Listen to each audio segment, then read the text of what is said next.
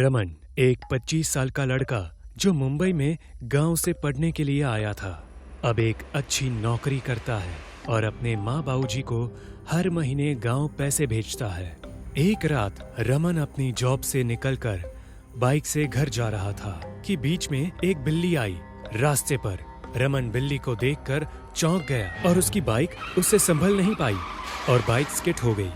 रमन की बाइक को थोड़ी खरोच हुई, पर उसने देखा कि उसके हाथ की घड़ी भी टूट गई है।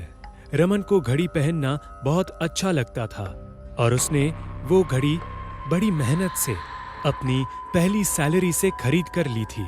इसीलिए उस घड़ी की कीमत रमन के लिए बहुत थी। उस टूटी हुई घड़ी को देखकर रमन उदास हो गया। अरे यार, पहली बार कुछ मैंने खुद के पैसों से लिया था। उस बिल्ली को भी अभी ही बीच में आना था।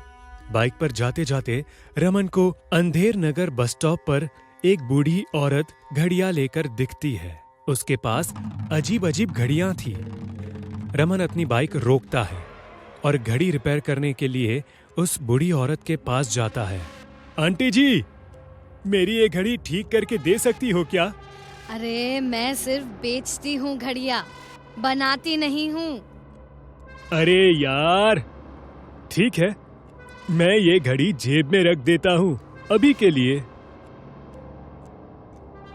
आंटी जी, मुझे एक घड़ी चाहिए। अच्छा, कौन सी चाहिए तुम्हें? रमन उन सारी घड़ियों को देखता है। कुछ आकार में छोटी होती है, कुछ बड़ी होती है। रमन बहुत सोचकर एक घड़ी देखता है। वो घड़ी रमन को बहुत पसंद आती है। हाँ, ये वाली दे दो, मुझे ये बहुत अच्छी लगी। कितने पैसे हुए आंटी इसके? रमन सामने देखता है तो कोई दिखता नहीं, मानो जैसे वहां कोई था ही नहीं। ना उस औरत के जाने की आवाज आई और ना ही उस औरत ने पैसे लिए। अरे पैसे तो लेकर जाती, कैसी औरत है बेचारी। एक तो अकेले यहाँ घड़ियां बेच रही थी और मैंने उससे पैसे भी नहीं दिए। रमन अपनी गाड़ी पर बैठने जाता है, तभी उसे दूर से एक आवाज सुनाई देती है।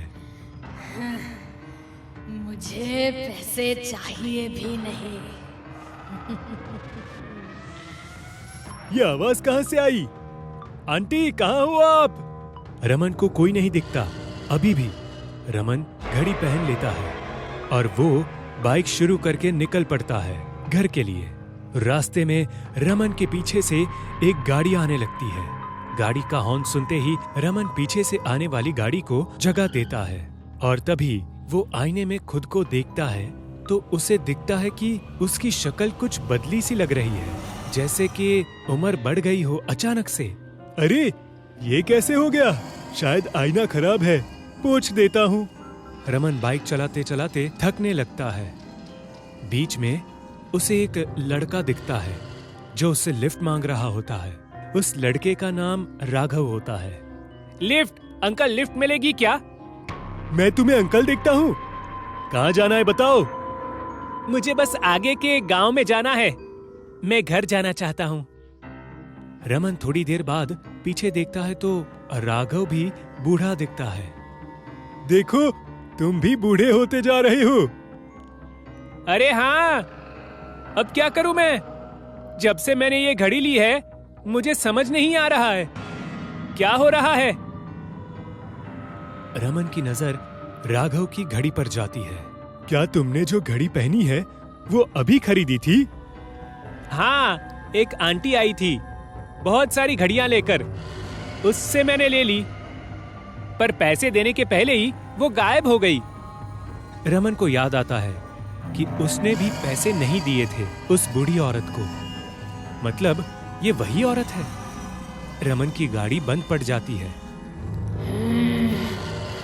तुम्हारे पैसों से ज्यादा कीमती मुझे तुम्हारी जान है। तुमने जो घड़ी पहनी है उससे तुम्हारी सारी जवानी बुढ़ापे में बदल रही है और इसलिए अब मैं जवान दिखूंगी।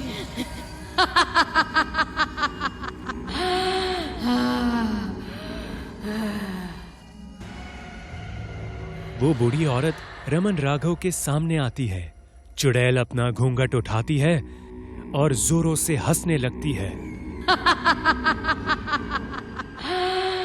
तुम भूत हो? मुझे लगा ही कुछ अजीब हो रहा है। मैं अपनी घड़ी अभी के अभी हाथ से निकालकर तोड़ देता हूँ। फिर ये देखो। रमन घड़ी निकालने लगता है पर घड़ी निकलती नहीं। रमन दांत से घड़ी निकालने की कोशिश करता है पर उसके दांत कमजोर हो जाते हैं उम्र की वजह से।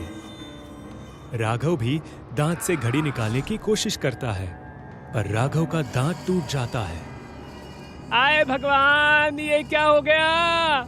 अभी तक तो मेरी आधी उम्र भी नहीं हुई थी और अभी ही मेरे दांत गिरा दिए। राघव रोने लगता है। वो चुड़ैल उन दोनों की जान खुद में डालने लगती है। दोनों चिल्ला रहे होते हैं।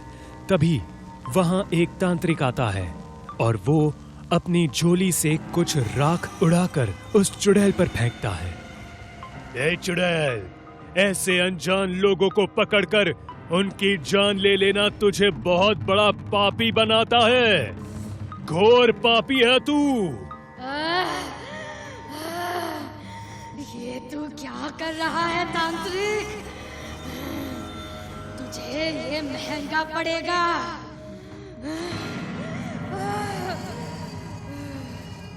तांत्रिक उस चुड़ैल को अपने पाउडर से बनाए गोलाकार घेरे में कैद करता है। चुड़ैल चीखने लगती है। वो रमन राघव की जान लेने से पहले ही तांत्रिक उसे कैद कर देता है। शुक्रिया बाबा जी। शुक्रिया शुक्रिया। ये चुड़ैल कोई साधारण चुड़ैल नहीं है। मतलब? ये इस गांव की सबसे महान घड़ी बनाने वाले की बीवी थी जो 100 साल पहले यहाँ रहा करती थी। रानी अपने पति आर्यन के साथ खुशी खुशी रहती थी पर एक दिन उसके पति को एक ऐसी कल्पना सूझी कि उसने वो घड़ी बनाने पर अपनी पूरी जिंदगी कुर्बान कर दी। आर्यन एक ऐसी घड़ी बनाना चाहता था जो बूढ़े लोगों को जवान कर दे और जवान को बूढ़ा। एक दिन आर्यन अपने घर के बाहर एक आदमी को देख रहा था। वो आदमी खुदकुशी करने जा रहा था। आर्यन के घर के बाहर गाड़ी आती है तेजी से और उस आदमी के ऊपर से जाने ही वाली होती है कि आर्यन चिल्लाता है, अरे भाई, तुम्हें खुदकुशी करनी है तो अपने घर में जाकर फांसी ले लो। जिंदा खुश नहीं हो क्या? अरे साहब, आपको क्या बताऊं, पगार मिलती नहीं समय पर और काम करने जाना पड़ता है। अभी मेरी शादी तय हुई है। मैं क्या खुश रखूंगा अपनी बीवी को? मेरी हालत ही ऐसी है। माँ और बाबूजी भी मर गए कुछ सालों पहले ही। मैं क्या करूं जिंदा रहकर? क्या तुम्हें बूढ़ा होकर मरना अच्छा लगेगा? हाँ जरूर। ठीक है, ये घड़ी पहनो और कुछ देर के लिए सो जाओ। आदमी सो जाता है और उठकर देखता है तो वो बूढ़ा हो चुका होता है। तुमने ये क्या किया? मुझे खुद को ऐसे नहीं देखना है। तुमने ही तो कहा था तुम्हें ऐसे ही रहना है। मैं खुदकुशी करना चाहता हूँ अब। ऐसे जिंदा नहीं रहना है मुझे। और तुम्हारी बीवी और तुम भी खुश नहीं रह पाओगे कभी। उस आदमी का शाप आर्यन और उसकी बीवी रानी को लगता है और वो दोनों कभी साथ नहीं रह पाते। वो मानो एक दूसरे से कहीं दूर चले गए थे। और आज वो दिन है जब वो हादसा हुआ था। अब हम क्या कर सकते हैं बाबा जी? तुम्हें तुम्हारी जवानी मिल सकती है अगर तुम वो घड़ी हाथ से निकाल दो। अगर तुम्हें उसके लिए अपना हाथ काटना पड़े तो काट दो, और कोई चारा नहीं है तुम्हारे पास। जल्दी करो वरना तुम और बूढ़े हो गए तो मर भी सकते हो। राघव और रमन ये सुनकर और डर जाते हैं। रमन अपना हाथ काटने के लिए कहता है राघव को। राघव रमन का हाथ काटता है और जैसे ही हाथ कट जाता है वो घड़ी हाथ से उतर जाती है। राघव भी रमन को अपना हाथ काटने के लिए कहता है। रमन अपने एक हाथ से राघव का हाथ काटता है और उसकी भी घड़ी हाथ से निकल जाती है। दोनों के शरीर से खून बहने लगता है पर तांत्रिक उन दोनों के हाथों पर एक पट्टी लगा देता है जिससे खून निकलना बंद हो जाता है। दोनों की जान बचाने के लिए उन्हें ये सब करना पड़ा। तांत्रिक उन घड़ियों को लेकर जला देता है और जैसे ही घड़ियां जलने लगती है, चुड़ैल के शरीर में भी आग लगने लगती है। आखिर चुड़ैल की आत्मा को भी शांति मिल रही होती है। मैं तुम्हें तुम्हारा हाथ फिर से वापस देती हूँ। शुक्रिया मुझे मुक्ति देने के लिए, शुक्रिया। चुड़ैल हवा में गायब हो जाती है। दीपक अपनी जिंदगी में बहुत खुश था। वो अपने गांव के पुश्तैनी मकान में अकेले ही रहता था और खेतीबाड़ी संभालता था। जिंदगी उसके मुताबिक ही कट रही थी, लेकिन तभी उसे एक गहरा सदमा लगा, ये जानकर कि उसकी जिंदगी में अब कुछ चंद दिन ही बचे हैं। उसे एक बीमारी है जो कि 3rd स्टेज पर है और अब मुश्किल से उसकी जिंदगी का 1 ही महीना बचा है। एक शाम दीपक अपने खेत से घर लौट रहा था। तभी उसे किसी लड़की के रोने की आवाज सुनाई दी। उस लड़की ने घूंघट करा था, जिस वजह से उसका चेहरा नहीं दिख पा रहा था। अरे कौन हो तुम और इतनी रात को इस सुनसान जमीन पर क्या कर रही हो? वो अनजान लड़की रोते हुए, मेरा नाम मंजू है। अरे मालिक, अब क्या बताए, रास्ता भटक गई हूँ अपने गांव का। कुछ समझ में नहीं आ रहा क्या करूं। कोई पहचान वाला या दरिया दिल इंसान भी नहीं नसीब हो रहा। तो क्या आज तुम पूरी रात इस बंजर जमीन पर यूं ही रोती रहोगी? तो अब और क्या करूं मालिक, इस अभागन की किस्मत में यही लिखा है। दीपक मन ही मन सोचते हुए, है तो ये एक अबला नारी ही, मुझे इसकी मदद करनी चाहिए। अच्छा सुनो, आज रात के लिए तुम मेरे घर चलो। आज की रात वहीं रुक जाना और कल सवेरे सवेरे ही चली जाना। हाँ ठीक है मालिक, जैसा आप कहे। दीपक मंजू को आज की रात के लिए जगह दे देता है। अगली सुबह दीपक एक गहरी लेकिन थकावट वाली रात को पूरा करते हुए बिस्तर से उठता है। वो जैसे ही आगे बढ़ता है, उसे मंजू आईने के सामने बाल बनाते दिखती है। उसे देखकर कुछ समय के लिए तो दीपक मदहोश सा हो जाता है। दीपक मन ही मन बड़बड़ाता हुआ, ये तो किसी अप्सरा से कम नहीं है। पिछली रात घूंघट के कारण वो उस लड़की का चेहरा नहीं देख पाया था, लेकिन अब जब उसने उसका खूबसूरत चेहरा देखा तो उस पर फिदा हो गया। मालिक, अब मेरे निकलने का वक्त हो गया है। अरे इतनी जल्दी? चलो बढ़िया सी चाय हो जाए। दीपक चाय बनाकर लाता है। दीपक का पूरा मन था कि उसके दिल में मंजू के लिए क्या चल रहा है ये उसे बता दे, लेकिन उसमें अभी इतनी हिम्मत कहां। खैर, दोनों साथ चाय पीते हैं और दीपक भी जाते जाते उसे कहता है, मंजू, अब हम अच्छे दोस्त बन चुके हैं, तो तुम आती रहना मुझे मिलने के लिए। जी बिल्कुल, अभी मैं चलती हूँ। इसके 2 दिन के बाद अचानक से दीपक बहुत बीमार पड़ने लगा। उसे किसी के सहारे की जरूरत थी। उसका कोई भी अपना नहीं था और न ही उसका कोई परिवार था। लेकिन तभी उसे मंजू याद आ जाती है। जैसे ही उसके दिमाग में मंजू का नाम आता है, वैसे ही दरवाजे पर एक घंटी बजती है। दीपक धीमे और थके आवाज में, दरवाजा खुला ही है, अंदर आ सकते हो। दरवाजे के बाहर मंजू खड़ी थी। उस वक्त रात के 10 बज रहे थे। अरे मंजू, तुम यहां इतनी रात को?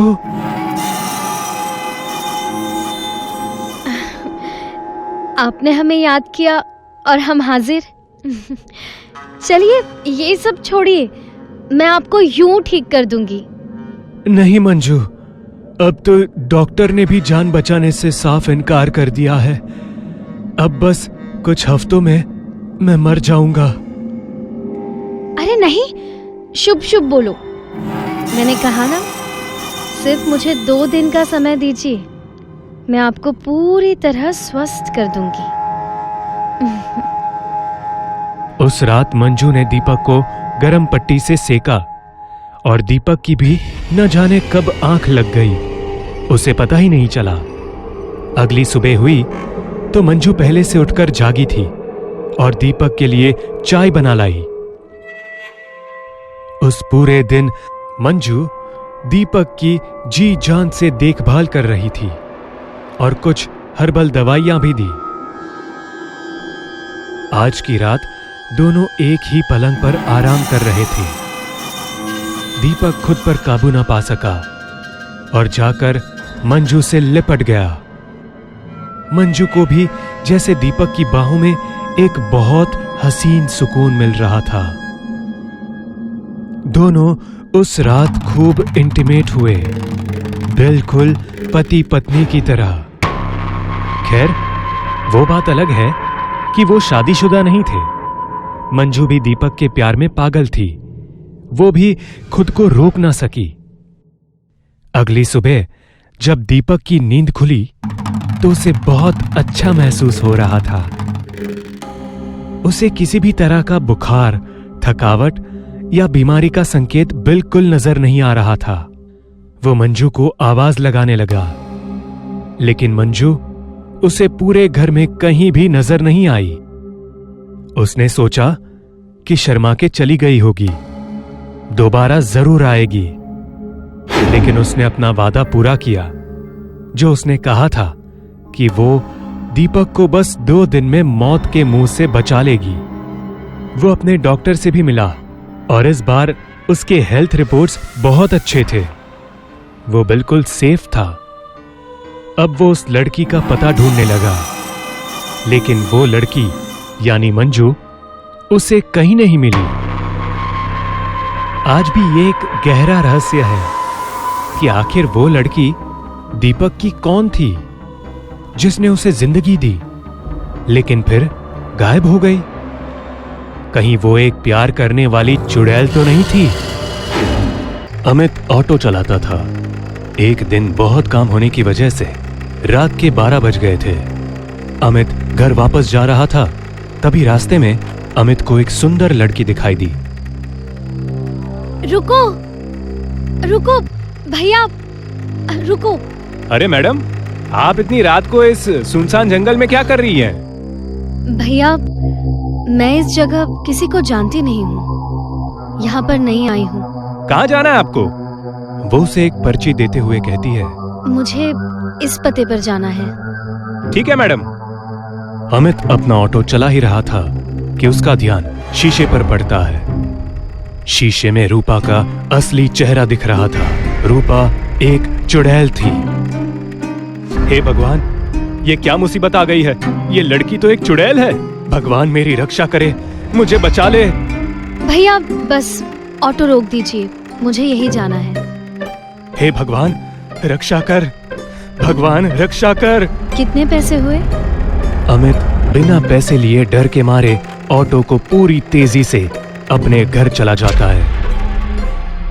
बिना खाए पिए अमित सो जाता है। सुबह जब उठता है, रात को क्या हुआ था जी? भूत देख लिए थे का? तुम्हें कैसे पता? अरे मैं तो मजाक कर रही हूँ। आप सीधे आए और कुछ बोले भी नहीं, खाना भी नहीं खाए और बस जाके सो गए। मुझे कुछ याद नहीं है। अमित और कमला आपस में बात कर ही रहे थे कि तभी रूपा दरवाजा खटखटाती है। क्या मैं अंदर आ सकती हूँ? रूपा को देखकर अमित के पसीने छूटने लगते हैं। आइए, अंदर आइए, आइए। इस मोहल्ले में मैं नहीं हूँ। भैया कल मुझसे पैसे लिए बिना ही वहाँ से चले गए। कोई बात नहीं। क्या हुआ था जी? आपके इतने पसीने क्यों छूट रहे हैं? गर्मी बहुत ज्यादा है ना, शायद इसलिए। हाँ हाँ। रूपा पैसे देकर चली जाती है। अमित और कमला आपस में बात करने लगते हैं। आपकी तबीयत ठीक है ना? तुम उस लड़की से दूर रहना, इसी में हमारी भलाई है। अरे ये क्या बोल रहे हैं जी आप? अमित काम करने चला जाता है। कमला रूपा से मिलने जाती है। अरे दीदी, आप यहाँ? हाँ, मैं सोची तुम नहीं आई हो, अकेले सामान की व्यवस्था नहीं कर पाओगी, इसलिए मैं यहाँ तुम्हारी मदद करने के लिए चली आई। बहुत अच्छा किया। वैसे आपका नाम क्या है? मेरा नाम कमला है। और तुम्हारा? मेरा नाम रूपा है। वैसे भैया बहुत अच्छे हैं, उन्होंने रात में मेरी मदद की थी। रूपा नाम बहुत अच्छा है। किसी चीज की मदद की जरूरत हो तो हमें जरूर बताना। कमला को वहां बहुत अजीब सी गंध महसूस होती है और वो घर आ जाती है। रात हो जाती है। अमित और कमला सो रहे होते हैं। तभी कमला को अजीब सी डरावनी आवाज सुनाई देती है। कमला खिड़की से बाहर झांक के देखती है तो उसे चुड़ैल दिखाई देती है। चुड़ैल? नहीं छोड़ूंगी। उठिए जी, अजी उठिए, देखिए ना बाहर कौन है। चुड़ैल? मुझे पता था यही होगा। अब कोई नहीं बचेगा, हम सब मारे जाएंगे। क्या पता था आपको? हाँ? कुछ नहीं, चुपचाप सो जाओ। दोनों सो जाते हैं। सुबह उठते ही अमित मोहल्ले के सरदार से बात करने चला जाता है। सरदार के साथ अमित का दोस्त सुमित भी होता है। अमित, क्या बात है, बहुत डरे हुए हो? सरदार जी, हमें कुछ करना होगा। हुआ क्या है, पहले बताओगे तब ना। हमारे मोहल्ले में चुड़ैल रहती है। कल रात मैं और मेरी पत्नी कमला दोनों ने उस चुड़ैल को देखा। चुड़ैल कुछ बोल रही थी? हाँ, बोली रात में जिसे देख लूंगी उसे छोड़ूंगी नहीं। तुमने जरूर कोई सपना देखा होगा। अरे हमारे मोहल्ले में कोई चुड़ैल नहीं है। सरदार वहां से चला जाता है। अमित और सुमित आपस में बात करने लगते हैं। अमित, हमारे मोहल्ले में एक नई लड़की आई हुई है, बहुत सुंदर है, वो हमें बहुत पसंद है। सुमित, तुम दूर रहना उस लड़की से। क्या हुआ, ऐसे क्यों बोल रहे हो? क्योंकि वही लड़की चुड़ैल है। तुम भी गजब का मजाक करते हो। मत करो विश्वास मेरी बातों पर, एक दिन पछताओगे। एक दिन सरदार रास्ते में जा रहा था तो सामने से रूपा को आते देख रुक जाता है। तो तुम ही हो नई लड़की? हाँ, लेकिन आप कौन हो? मैं इस मोहल्ले का सरदार हूँ। अच्छा, तो आप हैं सरदार जी। आपको यहाँ किसी प्रकार की मदद चाहिए तो हमें बता देना। मदद? वो तो तुझे चाहिए होगी आज। कुछ कहा आपने? कुछ नहीं, आज रात आप मेरे घर आइए खाना खाने। रात हो जाती है। अमित और उसकी पत्नी कमला सो नहीं पाते हैं। उन दोनों को अजीब अजीब सी आवाज सुनाई देती है। तभी अमित को बाहर सरदार दिखाई देता है। ये सरदार अकेले इतनी रात को बाहर क्या कर रहा है? होगा कुछ काम, करने दीजिए ना उसे। आज सरदार चुड़ैल के हाथों नहीं बचेगा। तभी रूपा सरदार के पास आती है। अब ये रूपा सरदार के पास क्यों आई है? उसी वक्त रूपा चुड़ैल में बदल जाती है। हे भगवान, रूपा ही चुड़ैल है। कमला छिपकर देख रही होती है। तभी चुड़ैल सरदार का गला पकड़ के हवा में उठा देती है। तुम्हारी इतनी हिम्मत कि तुम मेरे सामने आओगे? मुझे माफ कर दो, मुझसे गलती हो गई, मुझे जाने दो। हाँ, मैं तुम्हें छोड़ दूंगी हमेशा हमेशा के लिए। चुड़ैल सरदार का खून चूस चूस के मार देती है। ये सब देख अमित और कमला बहुत डर जाते हैं। सुबह दोनों आपस में बात करने लगते हैं। अब हम लोगों का क्या होगा? ये रूपा ऐसे ही हम सबको एक एक करके मार देगी जी। अब भगवान ही बचाएगा हम सबको। हम लोग ना इस जगह को हमेशा के लिए छोड़कर चले जाते हैं। हाँ, ये ठीक रहेगा। मैं आज कुछ पैसे उधार लेकर आता हूँ। कल हम लोग इस मोहल्ले को हमेशा के लिए छोड़कर चले जाएंगे। अमित काम के लिए चला जाता है। कमला घर में अकेली होती है। तभी रूपा वहां आती है। मेरे घर में चीनी खत्म हो गई है, क्या थोड़ी सी चीनी मिलेगी? आज ये चुड़ैल मुझे मार देगी, मेरा खून पी जाएगी। दीदी, दीदी, किस सोच में पड़ गई आप? कुछ नहीं रूपा। हाँ, क्या चाहिए तुम्हें? थोड़ी चीनी चाहिए थी। हाँ, अभी लाती हूँ। हाँ, अभी लाती हूँ। कमला रूपा को चीनी दे देती है। रूपा चली जाती है। रात बहुत हो जाती है। अमित ऑटो लेकर घर जा रहा होता है। आज भी बहुत रात हो गई। उस चुड़ैल के हाथों में मैं पड़ गया तो जिंदा नहीं बचूंगा। तभी अमित को सुमित दिखाई देता है। अमित ऑटो रोक देता है। अमित कुछ बोलना चाहता है, उससे पहले अमित को रूपा दिख जाती है। हे भगवान, ये तो चुड़ैल रूपा है।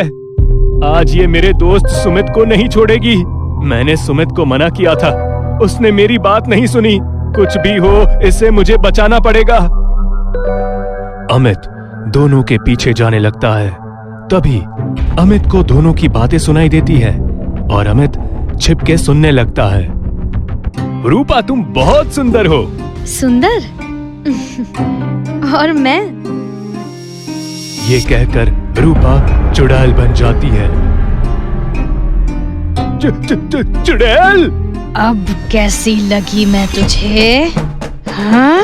हूँ ना सुंदर? हूँ ना सुंदर? मुझे छोड़ दो, बचाओ, बचाओ! अमित कुछ कर पाता उससे पहले ही चुड़ैल सुमित का गला तोड़ देती है और उसका खून पीने लगती है। अमित ये सब देखकर डर के मारे जल्दी से ऑटो लेकर घर चला जाता है। क्या हुआ जी? इतनी देर कहाँ कर दी? हाँ? और इतने डरे हुए क्यों लग रहे हो आप? कमला, उस चुड़ैल ने सुमित को मेरे सामने मार दिया।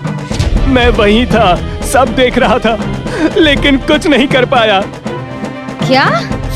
सुमित को मार दिया चुड़ैल ने?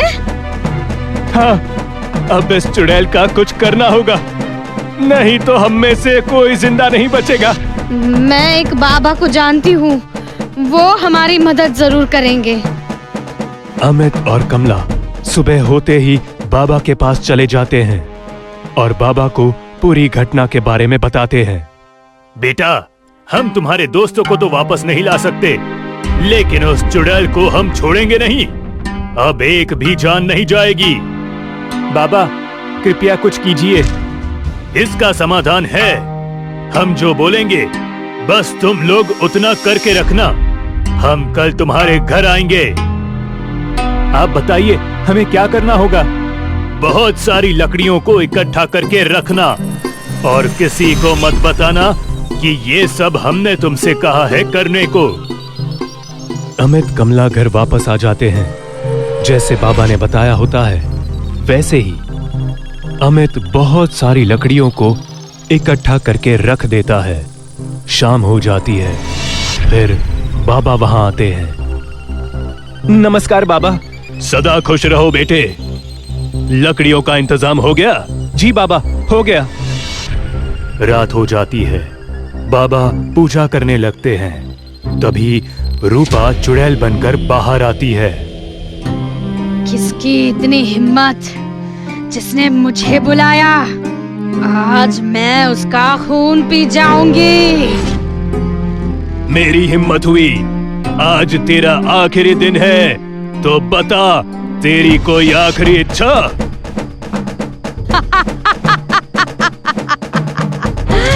हाँ, तेरा खून पीना है। अमित, लकड़ियों में आग लगाओ। अमित लकड़ियों में आग लगा देता है। बाबा मंत्र पढ़ने लगते हैं। चुड़ैल जैसे ही बाबा को मारने की कोशिश करती है, बाबा चुड़ैल को आग में धक्का दे देते हैं और चुड़ैल आग में जलकर मर जाती है। अब ये चुड़ैल खत्म हो गई, दोबारा वापस कभी नहीं आएगी। बहुत बहुत धन्यवाद बाबा जी। उस दिन के बाद चुड़ैल दोबारा कभी नहीं आई। अमित और कमला खुशी खुशी रहने लगे।